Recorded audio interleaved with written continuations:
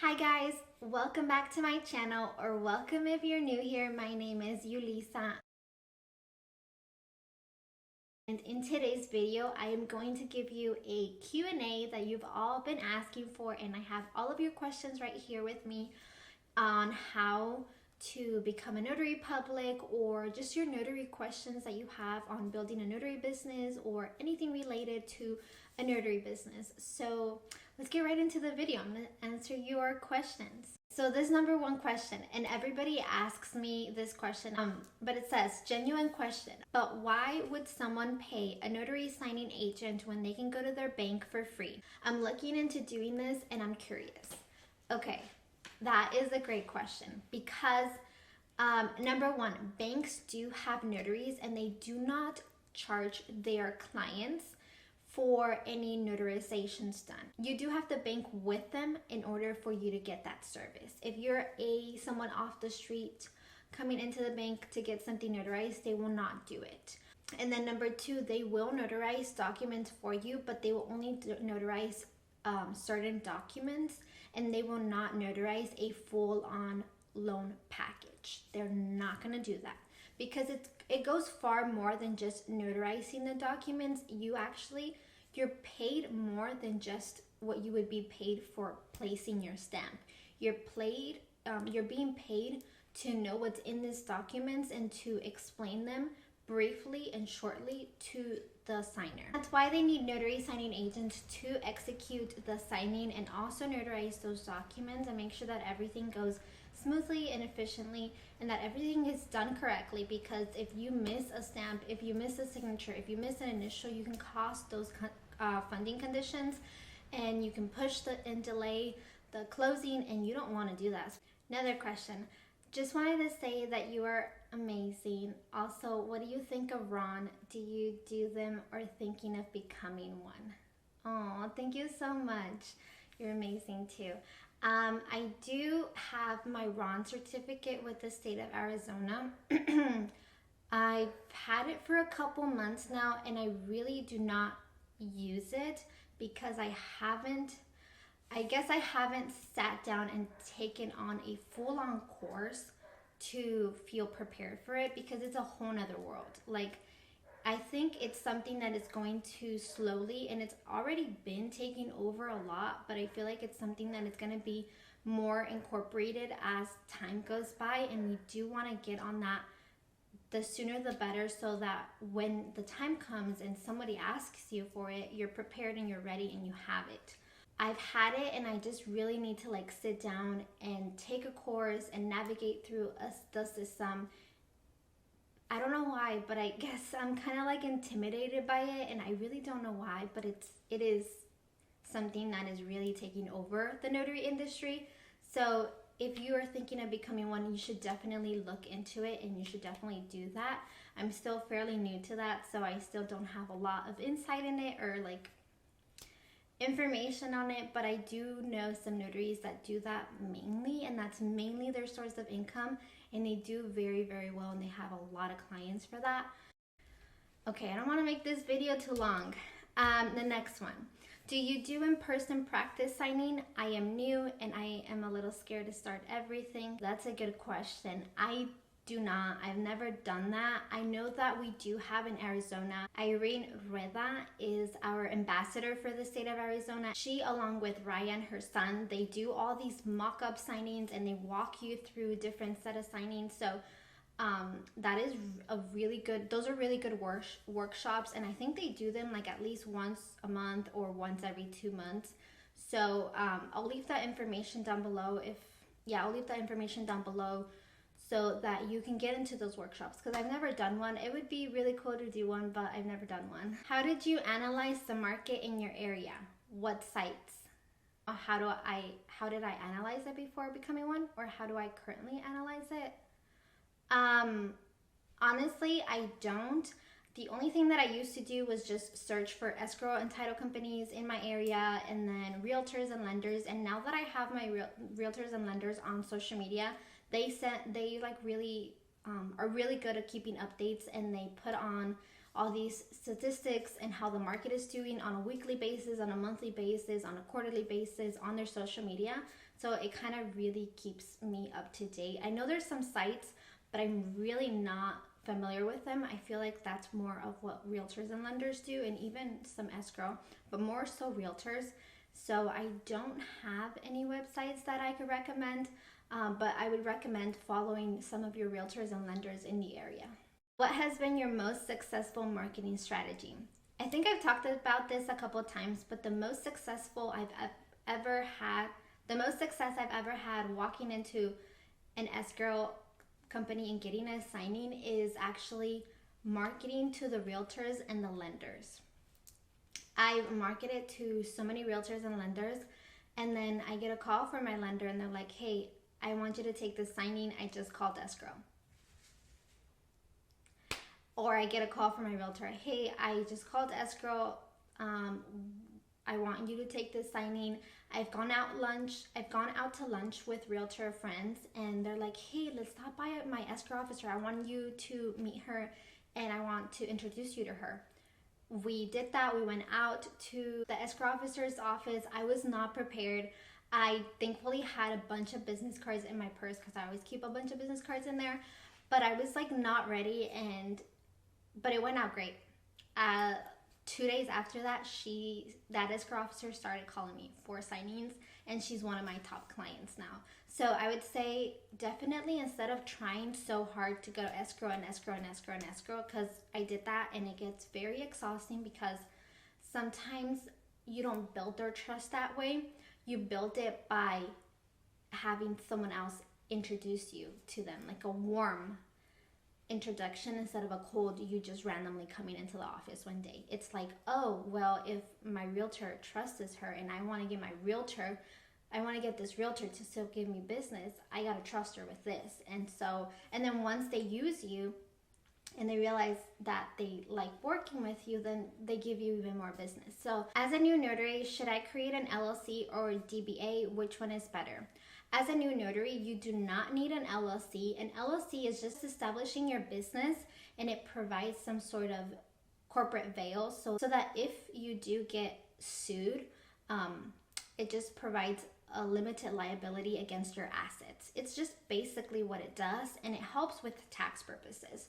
So you do have to do your research and figure out if it works for you, but I did not have an LLC for I think at least the first year. I was just under my name. I did get an EIN number so that I didn't have to use my own social security number. My EIN was attached to my social, so that when I went on to all these websites and submitted a W-9, my social was not everywhere. That's what I did. And then a DBA is just basically if you have an LLC and you want to change your name, that's what a DBA is for. Again, I'm not a tax professional. I'm not an attorney. You have to do your own research on your own discretion, but this is what worked for me. This is how I did it in a personal experience. Do you have a separate business phone, or do you conduct all of your business on your personal phone? No, I do have a business line. So it's still my phone and it's attached to my phone, but it's a business line through Google Voice, and it's only $10 per line a month, which is a great deal, and you can text and you can call, and it's honestly a great deal. And that's what I do because you don't want to have your phone blasted everywhere, everybody having your phone. And it also kind of like separates it for me. Is this a spam call or is this a business call? And even though sometimes I get a spam calls on my business phone line, but at least like, okay, this is business. And hi, this is Yulisa Signing Services is what I typically will say. How did you find a CPA and attorney for your business? I do not have an attorney. I do have, like, I'm insured and I have a bond and everything, but I do not have an attorney. The growth that my business has doesn't yet need one. Maybe eventually down the road, but not now. And then a CPA, I already had a CPA that I was using for my personal taxes. So, and I took a tax course about 3 years ago, I took a tax course and I was doing my own taxes for some time, and then I had a CPA at the same time. So I really get really involved in my taxes because I know kind of how to do them. So I do get really involved, and I basically, once I give them to my CPA, they're pretty much done. It's just like double check. But I do like doing my own taxes. It feels like I have some sort of control, and I keep everything really organized because I do that. One more, LOL. Did you ever start with any signing service before you had your own? Yes. I talked to you guys about this a lot, but I did start with signing services before I even went directly to escrow because I didn't want to mess it up. I wanted to get that experience from signing services. And then the great thing with signing services is that they help you if you feel like, if you need help. Like, you contact your signing service if you have any questions. Now that I have a signing service, I ask my notaries if they're confident. If they have any questions, you can call me. I had a very new notary do a signing for me, and we did a Zoom call. I walked her through the loan docs, and she asked me all the questions she had, and like, I rather you ask me and feel confident than you not want to ask me because you feel like I, as a signing service owner, am gonna think that you don't know what you're doing. Like, I rather you do it right and ask me than just try to sort of figure it out on your own. So I think that's the great thing about signing services. We do not, like, there is no dumb question. Honestly, you can ask us anything. How many hours do you work in 1 week? And do you work weekends? It really depends. There's a lot more behind the scenes than just going out and taking a signing and dropping off documents. There is the administrative work. There is I have to keep my business running. So there's a lot of extra hours a week that I work, so to keep the administrative things done, bookkeeping done, and make sure that I'm inputting my checks and that I'm getting paid and I'm sending invoices and that I'm doing all these things. So there is a lot that goes into it. Sometimes you don't have that many signings, so you're not really actively working that much hours out and about, but you still have all these other things to do, and make sure that you have all your supplies and that everything is working, and that when you don't have work, well, what am I doing to go out and getting more work? I do work a full week, more than 40 hours a week. I've been trying to figure out that work-life balance because working from home, because I do my administrative stuff and everything from home, working from home has been kind of tough because you never know when it ends. Like, I sit down on my couch watching TV, doing administrative work, and I'm like, wait, like, don't do this. It's 8 p.m. Don't be working. I do work on the weekends, but one thing that I'm doing is I do not do any work on Sundays. Zero work, because my body and my mind need rest and family time and just self-care. So I don't work on Sundays. Next question. Are you in California? Somebody asked me. No, I'm not. I'm in Arizona. I'm in Southwest Arizona. Next question. Do you mentor even on Skype or Zoom or FaceTime? Yes, I do. I do have coaching calls via Zoom. I'll leave, the link is always down on my videos, and it's on my social medias, on my bios and stuff. I do have coaching calls via Zoom, and you can check that out on my Calendly. I have the times and dates and everything there when I offer these services. But I've mentored a lot of notaries, and I keep in touch with you guys. I obviously keep your contact information on my phone if I ever have any signings in your area, or you can always call me and text me if you are in a signing and you have questions. So I do have that available if you're interested. Now for the questions on YouTube. Next question. Hello, I'm just getting started and love your videos as always. Number 1, I'm LSS certified, but how important will you say it is to also be NSA certified or NNA? Very important. Actually, when you start working directly with escrow offices, and even some signing services will not take your credentials and will not take you or approve you if you do not have the NNA certification. I think the NNA certification has to be on your top priority over the LSS, even though the LSS is way in depth and I love it and it's great. the NNA is more of like the official National Notary Association. So typically that's what your escrow company is going to ask for, your NNA background check and your NNA certification. So it is very important, and a lot of signing services are not going to approve you if you don't have it. And then number 2, I know how important it is to go to networking events, but how do you get over initial nerves? What do you say at these events to get your foot in the door? I know it's important to think of it as a relationship rather than getting service, but in a networking situation, is there something you say or a script you follow? Thank you. Oh my God, I'm smiling because this is so me, and it was so me 3 years ago when I started this business, because I am a very socially anxious person. Like, you throw me out in a room with people that I don't know and I will not say anything. It was like really hard to get out of my shell at the beginning, at the very beginning, when I was getting really, when I was getting into the business and I was getting into networking and doing all of that. What worked for me, because I am a very socially anxious person, was email marketing. Email marketing. I was emailing my realtors and my lenders and getting to know them through email. And then once they saw my email, a lot of them would invite me out on a coffee or to their office to like have a chit chat and get to know me. And that sort of was easier for me because it's not me going with a script. They saw my email, they knew what I would do, so they wanted just to get to know me a little bit more. Going just cold into an office for me didn't work. I did it a couple times and it didn't work. I would blank out. I would just blank out. I didn't have like this, I just couldn't do it. I would just say something really quickly and step out and leave and be so anxious and nervous.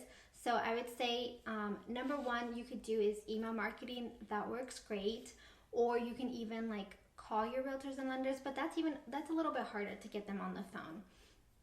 And then once I started doing that and finding friends in this industry, it was a little bit easier to go out to networking events. Another thing that I would say is take someone with you that you know to a networking event. Sometimes my husband tags along with me and we do it together, and it just kind of sort of makes it a little bit less anxious because I know someone. I'm not just gonna stand there not knowing anyone. Or I take a friend with me. And yeah, that's just how I do it. I sort of give myself like a whole speech and therapy right before I'm about to step in there, because I'm socially anxious and it doesn't come with me.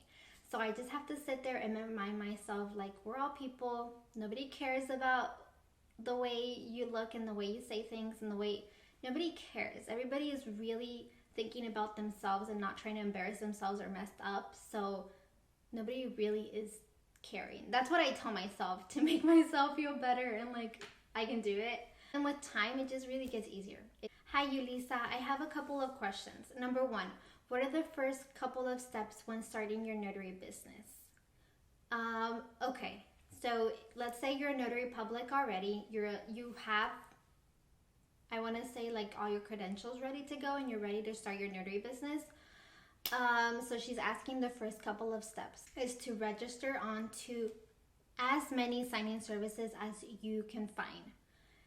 Register onto all these signing services, create a Google My Business, create a Yelp page, be on everything.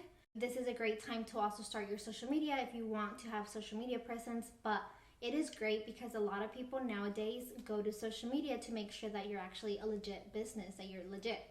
So starting a business social media account is a great thing to do here too. Try to set up, I know it's overwhelming because it's a lot, but it'll take a couple weeks for you to be fully settled in. And even then, you always keep on adding and updating and incorporating and doing stuff, but having those little basic things like a website, be on Google My Business, Yelp, on all these signing services, and start telling people this is what I do is the biggest step you have to take. And then you also have to take the second step, which is the behind the scenes, to make sure that your business actually can run smoothly. You don't want people to start calling you and then you can't print, you can't scan, you can't do all these things, like you're having all these malfunctions and you don't have a software to send out invoices. So you want to also get all those things out of the way, like make sure you have a printer and it works and you have all your supplies ready to go, and your laptop or your computer, whatever you're using, is ready for you to go, because you're going to be downloading all these heavy long files. And you want to make sure that your computer can do that smoothly and print and scan and do all these things. Also having a software, like I use Notary Gadget, get it free up to 15 signings, and then after your 15 signing, they do charge you like $9.99 a month, which is a great deal, and I love them. They have all of my bookkeeping in there and all of my invoices and all of everything, so that's what I use, Notary Gadget.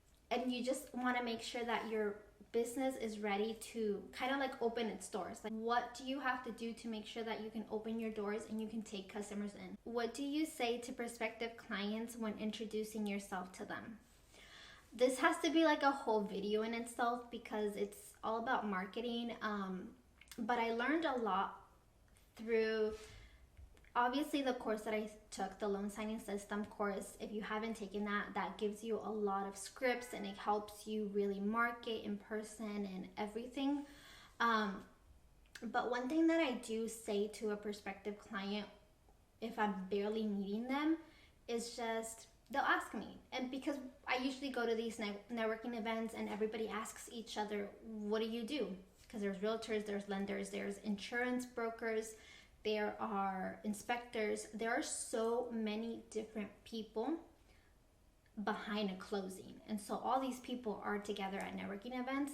So they're all really trying to do the same thing you're doing, trying to get referrals, trying to get business. And so basically when they ask me, oh, I am a mobile notary. And a lot of people nowadays know what a mobile notary. I would say not to overthink it, but I can definitely film a video more in depth on like networking events that I go to. I do have a networking event that I went out to and I filmed it, and I just haven't posted because it was the trunk or treat one that I did, and I haven't posted it, so I might post it for you guys so you can see a little bit of like what a networking event looks like. But it's kind of more relaxed, especially those like trunk or treats or those come wine with me.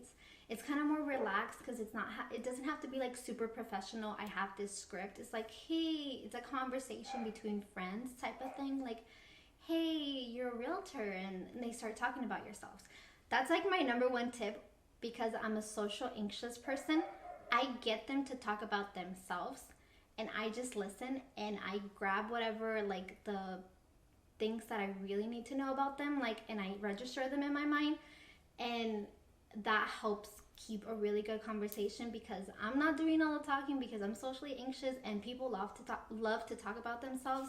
So that works for me great. Like when they come to me and ask me about me, I will say something really short, and then like I will ask them, oh, you're a realtor, and then they will get on and talk, and it's great.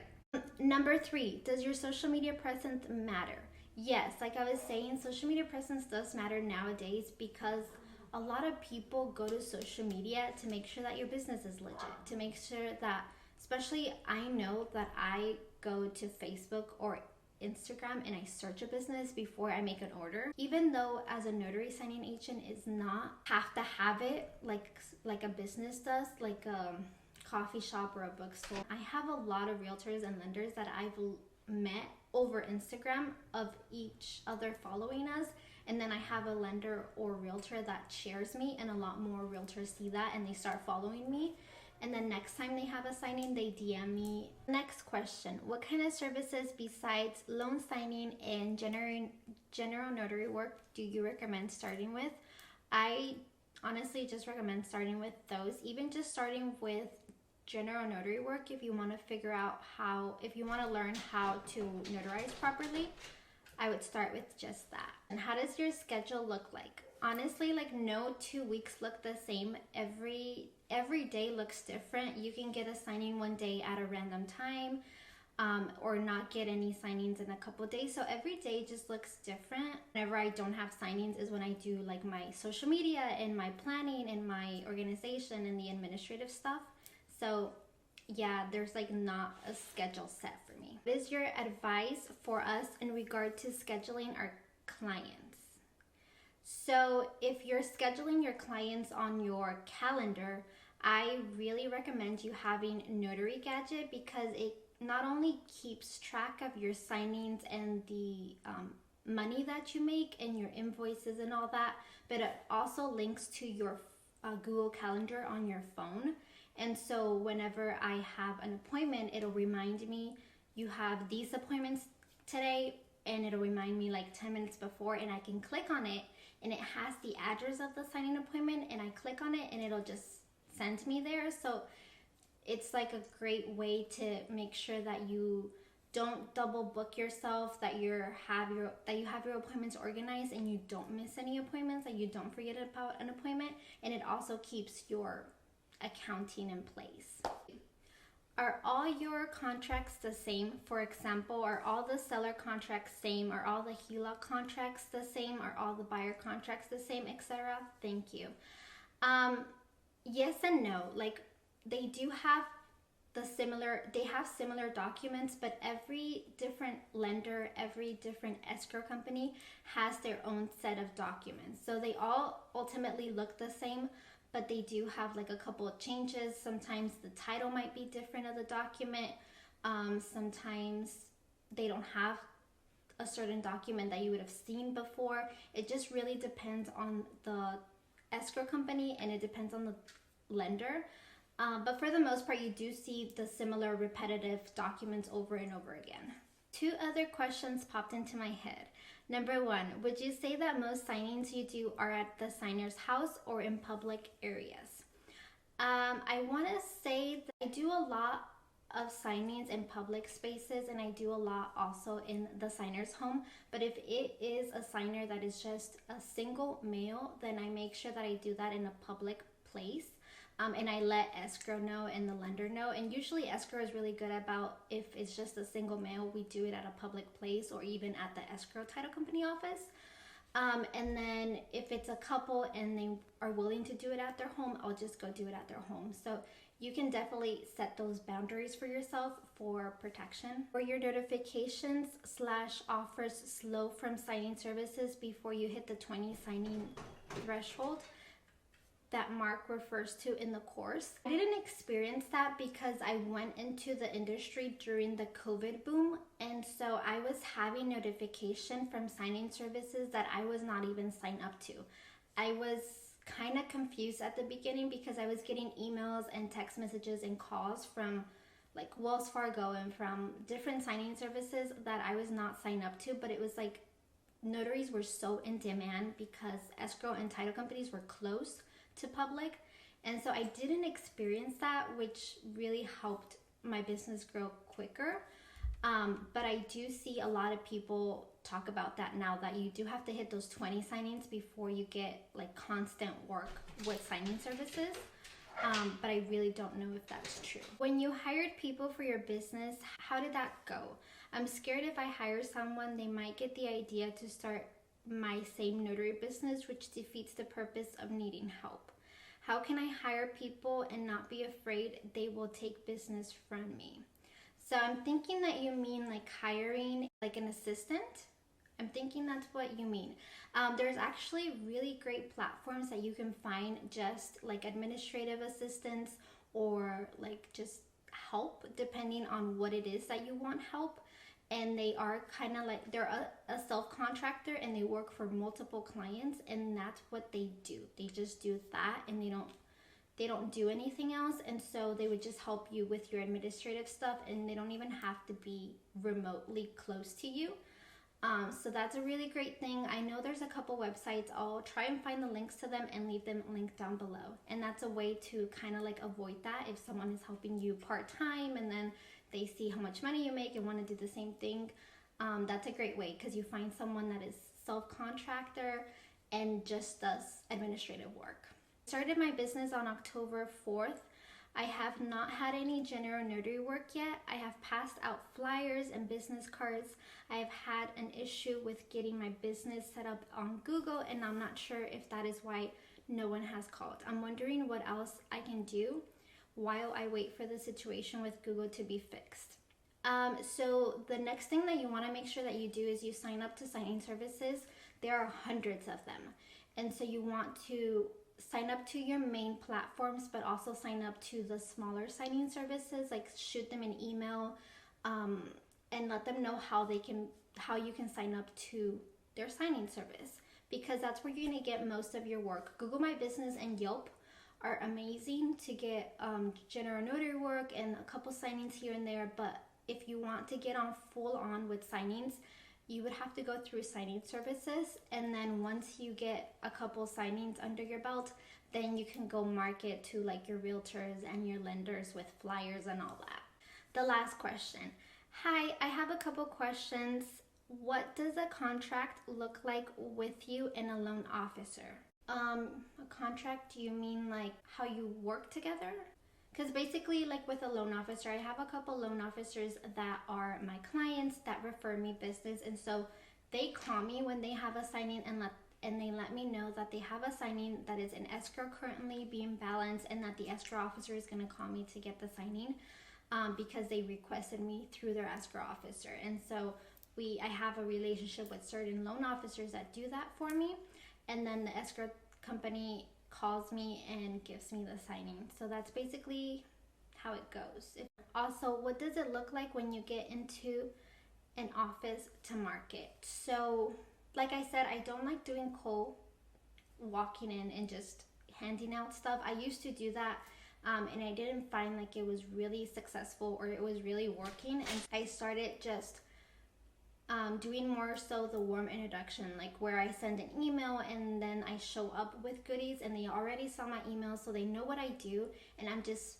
popping by and saying hey and dropping off some stuff and like showing up in person. So you can put like, I do have a picture on like my email marketing that I sent them and they see, so that when I walk in the door they see that it's me and I just emailed you. So that's been working more. And then when I do the warm introduction with my realtors and they take me to their escrow officer and they introduce me that way, has also worked a lot better than just walking in randomly to drop off stuff and asking to speak to the escrow officer. And they're always really nice. Like you don't want to overthink it. They're always really nice and really thankful that you stopped by. The receptionists, they're always like the most amazing, and I really try to like create a relationship with them before I create a relationship with anyone else, because they're like the most important. They handle everything there at the front, and then if you want to speak to someone and you have a relationship with them, they're like, yeah, sure, go ahead. And it's just really nice when you do build that relationship with the receptionist first. So I do recommend you doing that. And those were all the questions. That was a lot of questions that were asked today, but I'm really excited that we got through them all.